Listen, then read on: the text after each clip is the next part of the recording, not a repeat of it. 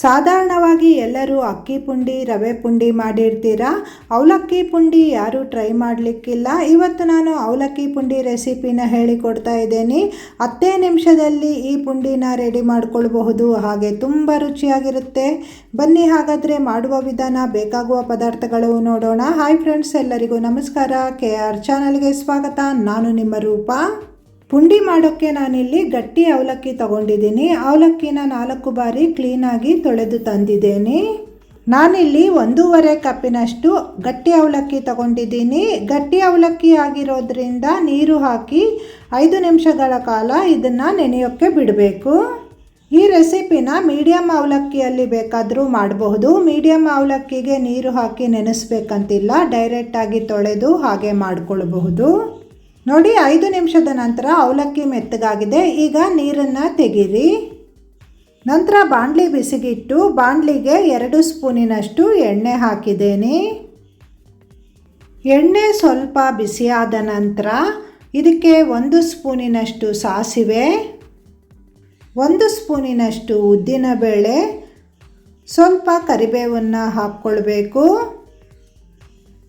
ಹಾಗೆ 1 ಸ್ಪೂನಿನಷ್ಟು ಜೀರಿಗೆ, ಒಣಮೆಣಸನ್ನು ಈ ರೀತಿ ಚಿಕ್ಕದಾಗಿ ಕಟ್ ಮಾಡಿ ಹಾಕಿದ್ದೇನೆ. ಬೀಜ ತೆಗೆದು ಹಾಕಿದ್ದೇನೆ. ಹಾಗೆ 3 ಹಸಿಮೆಣಸನ್ನು ಕಟ್ ಮಾಡಿ ಹಾಕಿದ್ದೇನೆ. ಈ ಎಲ್ಲ ಪದಾರ್ಥಗಳನ್ನು ಅರ್ಧ ಭಾಗದಷ್ಟು ಫ್ರೈ ಮಾಡಬೇಕು. ಇದು ಸ್ವಲ್ಪ ಫ್ರೈ ಆದ ನಂತರ ಚಿಕ್ಕದಾಗಿ ಕಟ್ ಮಾಡಿರುವಂತಹ ಈರುಳ್ಳಿ ಸೇರಿಸ್ತಾ ಇದ್ದೀನಿ. ನಾನಿಲ್ಲಿ 1 ಈರುಳ್ಳಿ ತಗೊಂಡಿದ್ದೀನಿ. ಈರುಳ್ಳಿ ಹೆಚ್ಚು ಫ್ರೈ ಮಾಡಬೇಕಂತಿಲ್ಲ.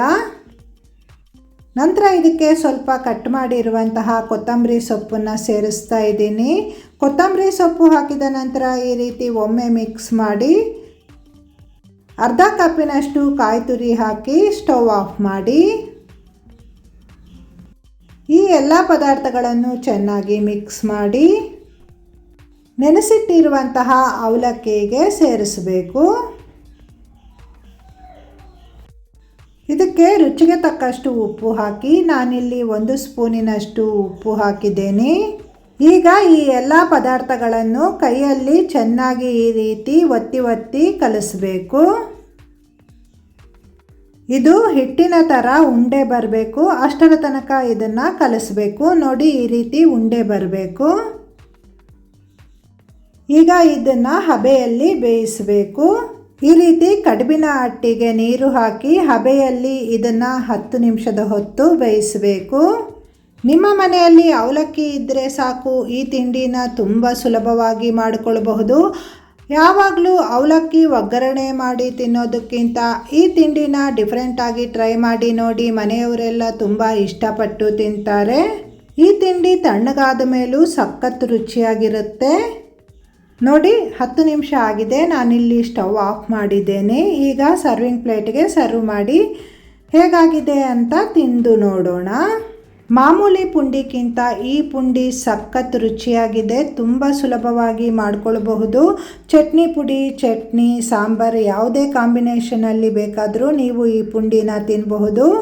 ಈರುಳ್ಳಿ ಬೇಡದಿದ್ದವರು ಈರುಳ್ಳಿನ ಸ್ಕಿಪ್ ಮಾಡ್ಕೊಳ್ಬಹುದು. ಆದರೆ ಈರುಳ್ಳಿ ಹಾಕಿ ಮಾಡಿದ್ರೆ ತುಂಬ ರುಚಿಯಾಗಿರುತ್ತೆ. ಈರುಳ್ಳಿನ ಬಿಟ್ಟು ಬೇರೆ ಎಲ್ಲ ಪದಾರ್ಥಗಳನ್ನು ಹಾಕಿ ಮಾಡಿ ನೋಡಿ. ವಿಡಿಯೋ ನೋಡಿದ ಮೇಲೆ ಲೈಕ್ ಮಾಡಿ, ಕಮೆಂಟ್ ಮಾಡಿ, ಶೇರ್ ಮಾಡಿ. ವಿಡಿಯೋ ನೋಡಿದ ನಿಮಗೆಲ್ಲರಿಗೂ ಧನ್ಯವಾದಗಳು.